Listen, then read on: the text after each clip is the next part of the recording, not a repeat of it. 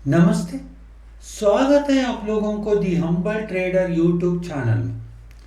कल का वीडियो में मैंने एक डेट बताया था 1 अप्रैल 2026 और कहा था कि ये एक बहुत इम्पोर्टेंट डेट है करके। तो ये बोलते हुए बहुत लोगों ने कमेंट भी किया और जो व्हाट्सएप में भी मैसेज भेजा था और पूछ रहे थे क्या है करके। आप इस वीडियो में आपको डिटेलली बता रहा हूँ कि ये इम्पोर्टेंट क्यों है। ये इम्पोर्टेंट क्रिप्टो करेंसी के लिए, क्रिप्टो ट्रेडर के लिए और क्रिप्टो में जो भी माइनिंग कर रहे हैं, अर्निंग कर रहे हैं या नोट फ्रैक्शन बाई किया है, इनके लिए क्यों इम्पोर्टेंट है, क्या खास बात है, ये इस वीडियो में आपको बता रहा हूँ। इससे पहले दो चीज़ों के बारे में आपका लक्ष्य इसके ऊपर लेके जा रहा हूँ, ये आप सुन लीजिए। इसी चैनल में एक वीडियो में जहाँ पर हमारा एफएम निर्मला सीताराम जी है, उनका एक क्लिप चला के मैंने एक वीडियो बनाया था। उस वीडियो में क्लिप में उन्होंने ये कहा था कि innovations like stablecoin are transforming the landscape of money and capital inflow.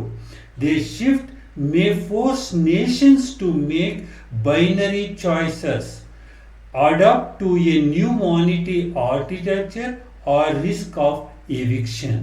इन्होंने ये चीज कहा था।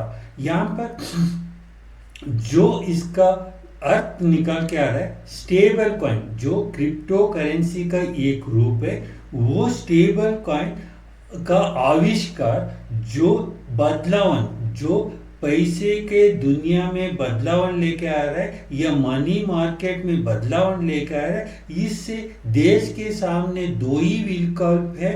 ये इसको अपनाओ, इस बदलाव को अपनाओ और अपना मॉनेटरी पॉलिसी में या मॉनेटरी आर्किटेक्चर में बदलाव लेके आओ। ये नहीं है तो आप इसको नज़रअंदाज करो, तब आप ये जो बदलावन आ रहा है ये आपको कहा जाएगा, या ये बदलावन से जो बदलावन का फायदा उठाने से आप चुक जाओगे करके, इसका रिस्क ऑफ एक्सक्लूशन, आपको ये बदलावन आता ये आपको छोड़ के आगे निकल जाएगा, इसका फायदा आप उठा नहीं पाएंगे करके इसका मतलब था। इन्होंने ये कहा था थोड़े महीनों पहले। ऐसे ही दूसरा एक वीडियो बनाया था जहाँ पर भी ये क्लिप चलाया था, वो क्लिप था पीयूष गोयल साहब का है। उन्होंने ये कहा था अमेरिका में भी स्टेबल कॉइन को अपना दिया है और यहाँ पर भी बिल, अभी रिसेंटली बिल भी आ चुका है। ये सब होने से जहाँ पर स्टेबल कॉइन को इंडिया में भी अपनाना है करके इन्होंने जो स्टेबल में सीधा अर्थ ये निकल रहा था। तब ये सब आने के बाद आपको अब असली, ये याद रखिए, अब असली न्यूज़ पे लेके आओ। जो क्रिप्टो पॉलिसी आ रहा है करके बहुत उम्मीद रखे रखा था, जो दिसंबर में जो संसद जो पार्लियामेंट का अधिवेशन चलेगा तब उसका डेट आ चुका है। वो डेट है 1 दिसंबर से 19 दिसंबर, 15 दिन का सीटिंग है वहाँ पे। जो पहला दिसंबर से 19 दिसंबर तक है। लेकिन यहाँ पर जो भी बिल आ रहे हैं उसका लिस्ट देगा और जवाब पर कहीं भी क्रिप्टो पॉलिसी नहीं आ रहा है। सुन लिया आपने, सही सुन लिया, क्रिप्टो पॉलिसी नहीं आ रहा है, या वर्चुअल डिजिटल एसेट का नाम से क्रिप्टो करेंसी को बुलाते हैं, या उस नाम से कोई भी बिल नहीं आ रहा है, या उसका आसपास कहीं भी नाम नजर नहीं आ रहा है। तो क्या हो रहा है ये देखने के बाद, ये मेरा मन में मेरा सामने आने के बाद डीपली एनालाइज करते गया, तब मुझे एक चीज़ मेरा नज़र पे जहाँ पर कम लक्ष्य दिया था वो मेरा सामने आ गया। अब देख लीजिए, यहाँ पर एक आ चुका है इनकम टैक्स एक्ट 2025। ये इनकम टैक्स आया था फरवरी में कहीं शुरू हुआ था, बाद में इसको 25 जुलाई में कहीं इसको parliament settlement committee submitted report करके यहाँ पर जुलाई 21 को था। इसके बाद में अगस्त है जो original bid withdraw for revision करके, जो ओरिजिनल बिड फरवरी में जो आ रहा था उसको विड्रॉ किया। इसके बाद में अगस्त 11 को revised income tax bill passed in Lok Sabha. इसके बाद में 12 को पास्ड इन राज्यसभा। इसके बाद में अगस्त 21 को प्रेसिडेंट के सामने सबमिट हो गया। वहां से 20 उसी दिन एक्ट नोटिफाइड हो गया। तो 21 अगस्त को एक एक्ट जारी हो चुका है। वो जो पॉलिसी है, बिल है, उसका नाम है इनकम टैक्स एक्ट 2025। ये इसमें यहाँ पर ये जो पॉलिसी लागू हो चुका है, पॉलिसी बन चुका है, बट ये इफेक्टिव डेट या लागू होने कब है, ये इफेक्टिव डेट कब है, वो है अप्रैल 1 2026। मतलब कानून बन चुका है, बट इफेक्टिव डेट लागू कब से होगा, ये 1 अप्रैल 2026। यही है date.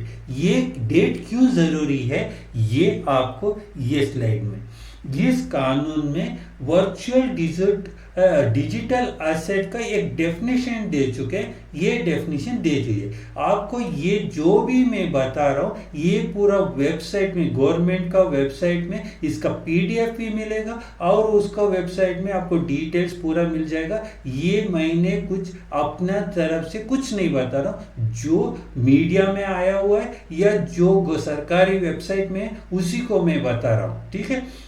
Scope of virtual digital asset has been broadened to cover any asset that holds value in digital form and operates using cryptographic ledger system such as cryptocurrency or similar technology। यहाँ पर जो भी cryptography या cryptography ledger, मतलब यहाँ पर blockchain को भी इंक्लूड कर दिया, कॉइन्स को, जो भी कॉइन्स है, जो स्टेबल कॉइन होने दो, payment crypto currency, digital payment tokens, ये सब है। और एनएफटी नॉन फंक्चुअल एसेट्स जो है, उनको भी यहाँ पर इंक्लूड कर दिया।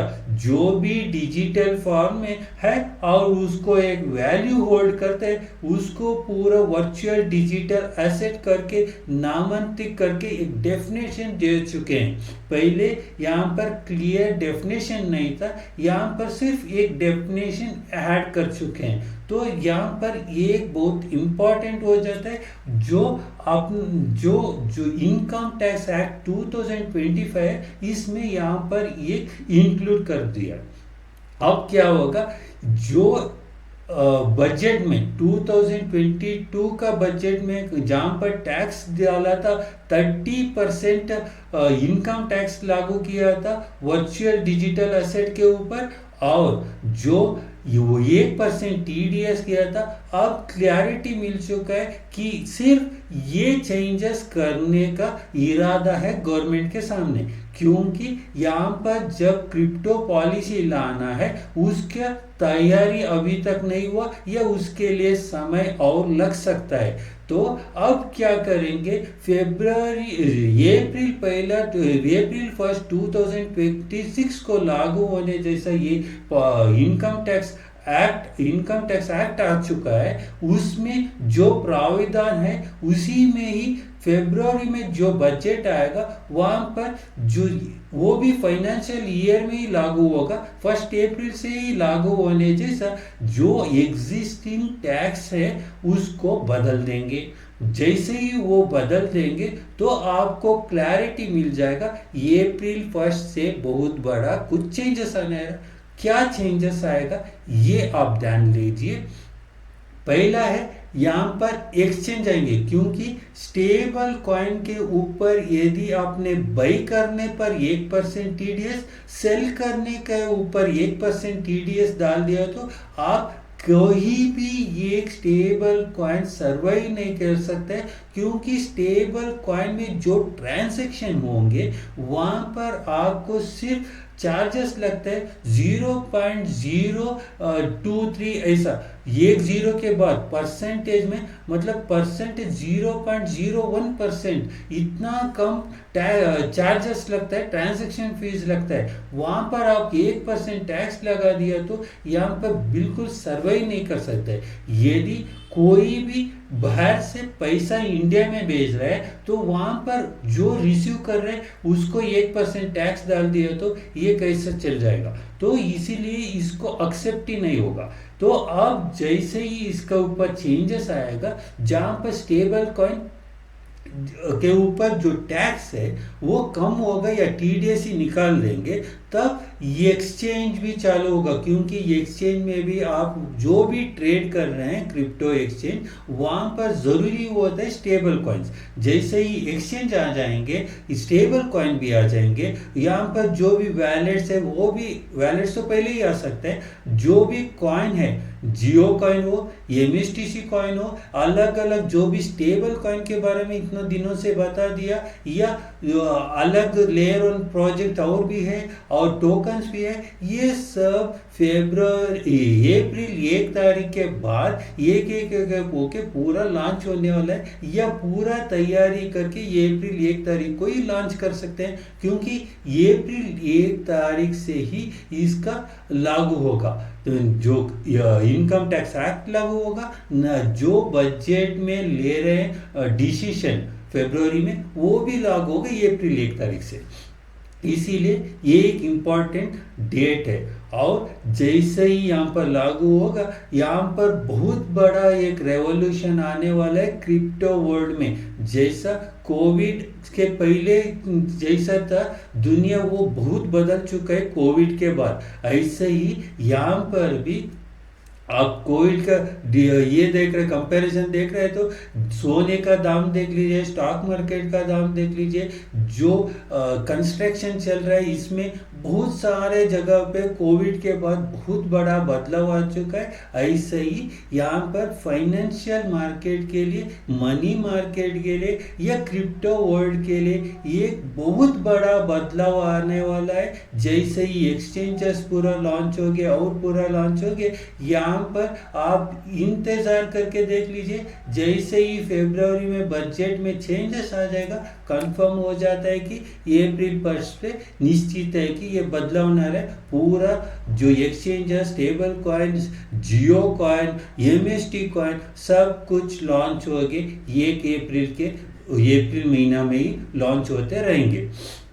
इसीलिए ये डेट इम्पॉर्टेंट है। और आपको इस एक्ट के बारे में पढ़ना है तो वेबसाइट में है, पढ़ लीजिए। और ऐसे ही जिन्होंने भी अभी जो मौका मिल रहा है जियो कॉइन अर्न करने का, इसको भी यूज़ कर दीजिए, आप अर्न करते रहिए। और एमएसटी ब्लॉकचेन में अभी तक ज्वाइन नहीं किया, और जो अभी 13.71 कॉइन मिल रहे हैं वो अभी 10-15 दिन ही मिलेंगे, वो कॉइन बाद में 11.7 हो जाएगा।